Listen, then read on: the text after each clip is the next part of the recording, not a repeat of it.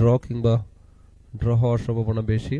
প্রথম বল ড্রাইভ করেছেন, কভারে fielder miss করেছেন, 2 রানের জন্য দৌড়াচ্ছেন আবু হায়দার রনি। ফাইনালি বল সীমানার বাইরে, 4। প্রথম বলেই 4 দিয়ে সেঞ্চুরি পূর্ণ করলেন আবু হায়দার রনি, ক্যারিয়ারের 2nd শতক। এবং আকাশের দিকে তাকিয়ে আছেন, স্রষ্টার প্রতি কৃতজ্ঞতা প্রকাশ করছেন হয়তোবা।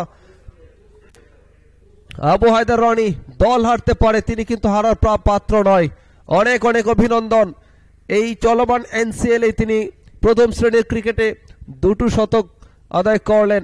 এক্সিলেন্ট ও লাভ ফর এভরিওয়ান ওই আবু হায়দার রনির পক্ষ থেকে। এবং এই মুহূর্তে স্রষ্টার উদ্দেশ্যে, মহান আল্লাহ তাআলার উদ্দেশ্যে তিনি সিজদা দিয়ে কিন্তু আব্দুর রহিম বল করেছেন, আবারও ড্রাইভ করেছেন, অন ড্রাইভ বল যাচ্ছে সীমানার দিকে, আবারও 4, back to back 4 Abu Hider Rony. Total পরের বল হাওয়ায় ভাসছে, বল যাচ্ছে সীমানার দিকে এবং শেষ পর্যন্ত সীমানার বাইরে, 4। Asadullah, very good batting from Roni.